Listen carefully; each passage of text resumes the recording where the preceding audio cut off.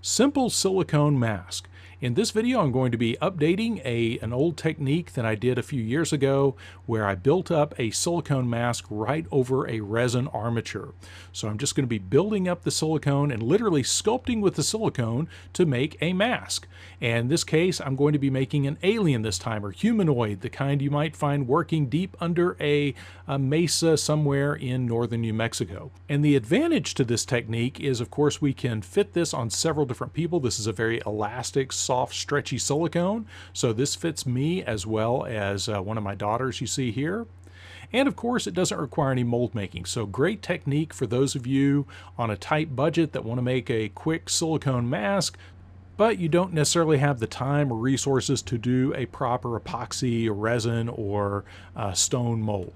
So let's get started. Now, the thing that inspired this particular mask was a walk through Hobby Lobby. I saw these little Christmas ornaments that were kind of a tinted green. I thought, man, those would make some great alien eyes. So I cut those down, kind of about 2/3 of the eye form there, and then trimmed those up with scissors so they would sit right there on the eye sockets. And once I had those kind of adjusted the way I wanted, I set those aside and released the head form. Now again, this is a resin head form. This is just a very plain polyurethane resin head form. And I'm releasing it with a spray of Zip 301 mold release. Then we're going to set that aside to dry. And now we're going to pick out a silicone. Now the silicone I'm using for this is really important that you choose a silicone with properties that lend themselves to this process. We'll be using TC5110F Platinum Silicone. This is a very soft and stretchy, it's about a 5 Shore A, and it has a good working time of about 7 to 8 minutes and a 1 to 1.5 hour demold time. So we can work pretty fast because we're going to be building up several layers of silicone to make this mask. Now, of course, this is also a very high elongation formula, very stretchy, so easy to pull over your head, a 1-to-1 mix ratio, and of course translucent, so it's easy to pigment for this application, and low viscosity. If there's applications where this needs to be poured, it's good for that as well. And most importantly for this application is we can thicken this with SC5001 thickening agent. Now, to keep this video as short and to the point as possible, I'm only going to show the mixing process once. Now, of course, 5110F is a 1-to-1 mix ratio formula. This can be mixed 1-to-1 by weight or volume. Now, me personally, I really prefer the weight ratio. You're doing it 1-to-1 by weight, just because when I'm working in really small batches, that just gives me a lot better, more accurate, and consistent results.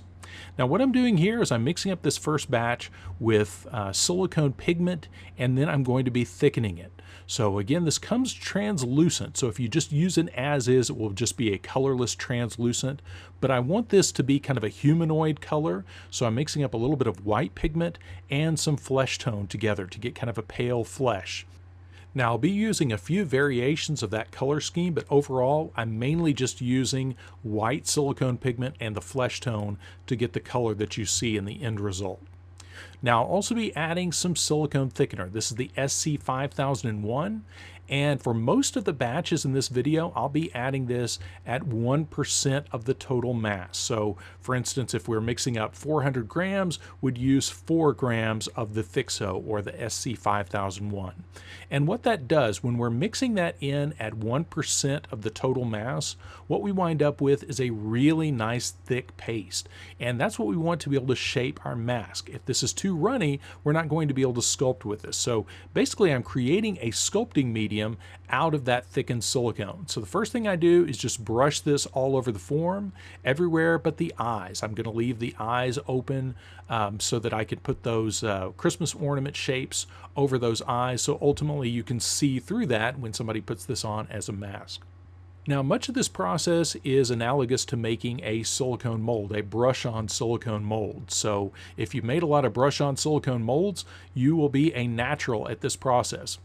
So what I'm doing here is just gradually building up the thickness of the mask, and overall what I want is about 1/4 of an inch in areas like the neck and the collar and most of the head. I want to be around about 1/4 of an inch thick. If I go thicker than that, it's not the end of the world, but that's going to be harder to put on with a really thick neck. It's going to be hard to stretch that silicone out and put that over your head. So you want to be careful about the thickness, that you don't make it too thick that it takes too much effort to stretch it out and get it over your head. Now, since this is an alien, obviously I need some of the areas to be bigger and more unnatural looking than a regular human head. So across the brow and the cheeks and areas like that, those are going to be a lot thicker, but most of the head and neck is going to be around an average of about 1/4 of an inch. And you could go less than that in places, a little bit more in places, but on average, that's a pretty good thickness, much like making a brush-on silicone mold.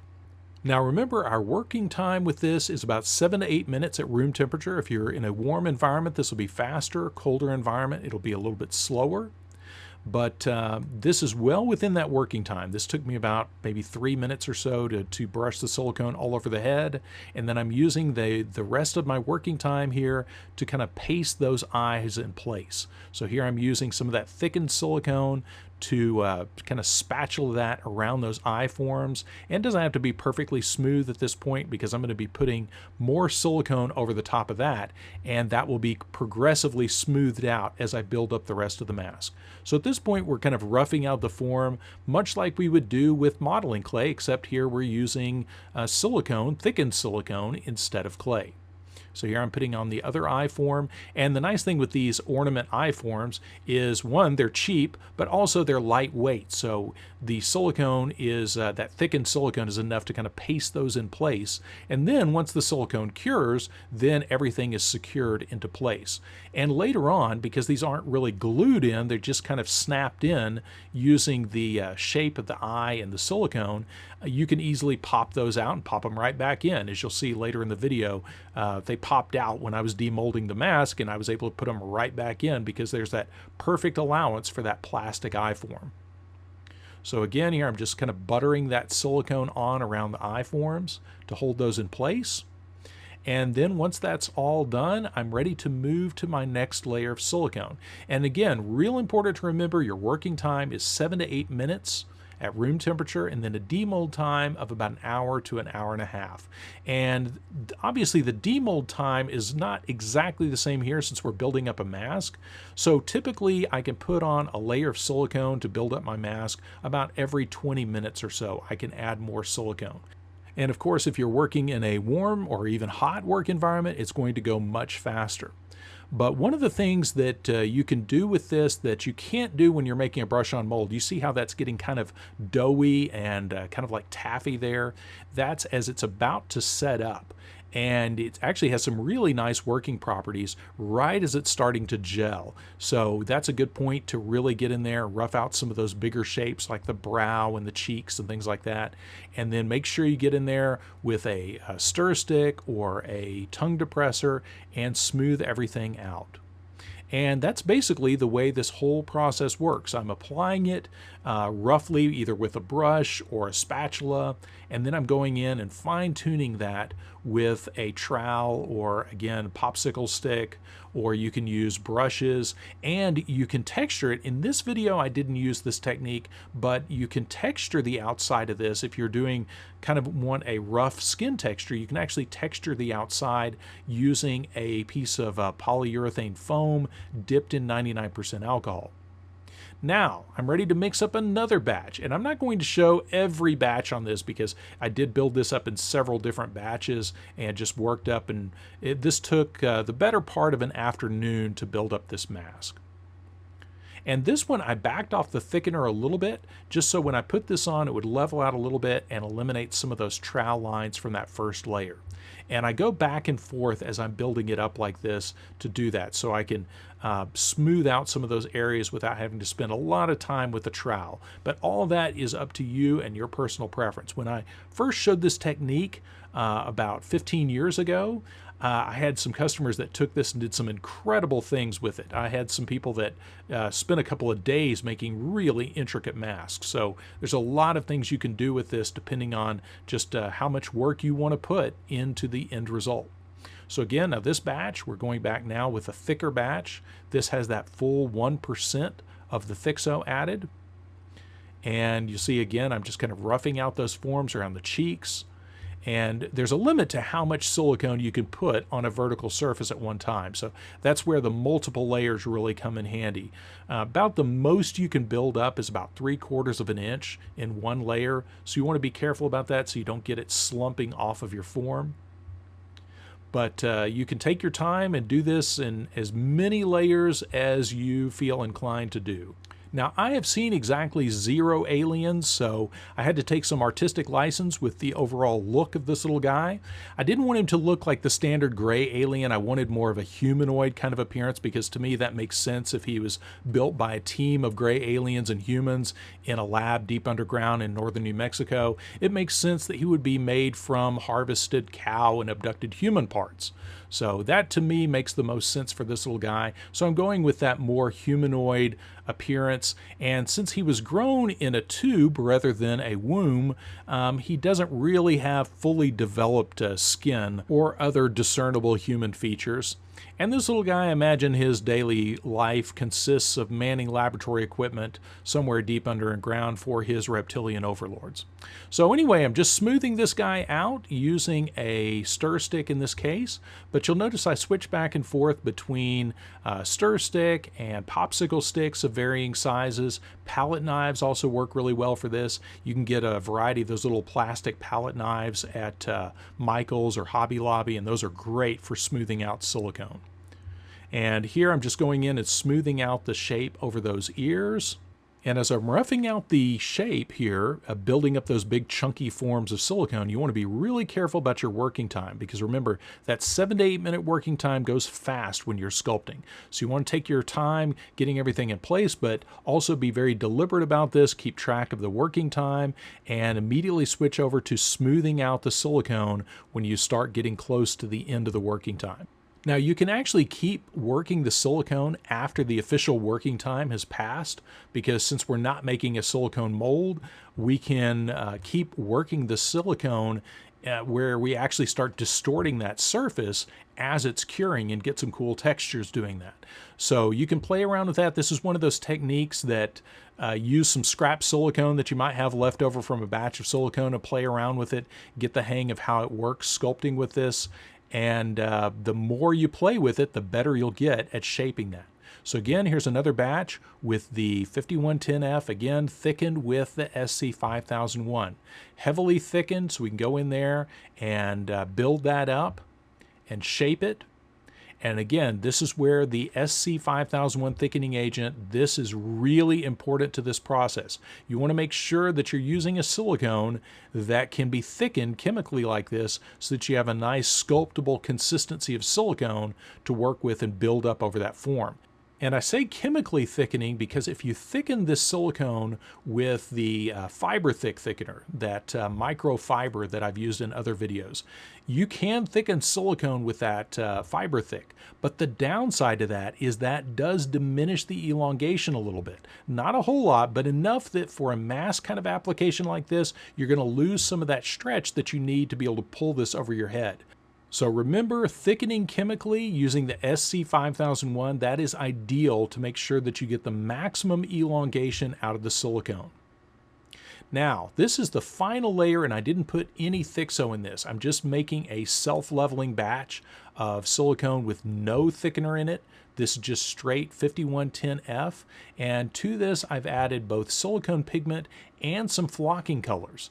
And I did that to get a nice organic look on the top of my little alien skin there. Again, going for that humanoid kind of look.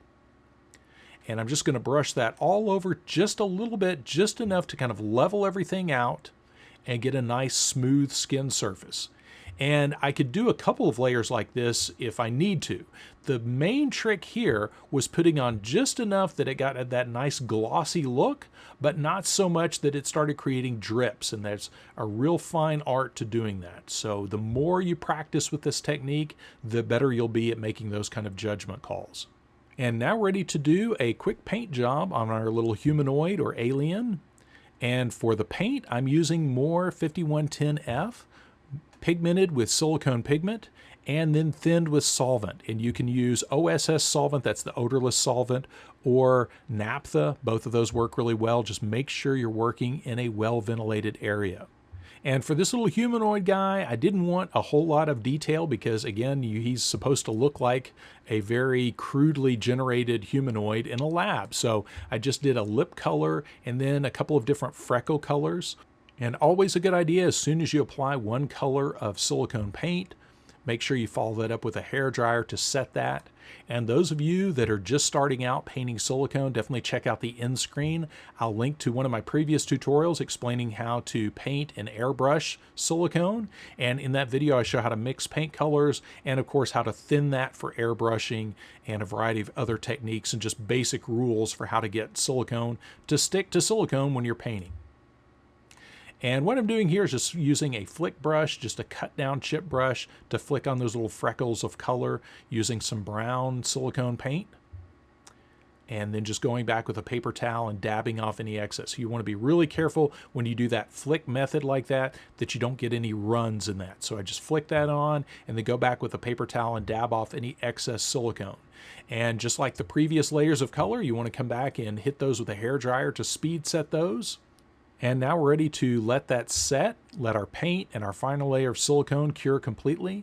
And because I'm thinning that silicone paint out with the solvent, that does extend that set time a little bit. And typically with silicone paint, I usually let that set up for a good couple of hours or more sometimes if I've heavily thinned that layer of silicone paint. And now I'm just going to trim off the excess silicone with a scalpel. And our little guy is almost done. So we're just going to cut away that excess silicone. And I'm going to use some of the silicone art materials, some of their finishing powder. This is the SFP, the silicone finishing powder.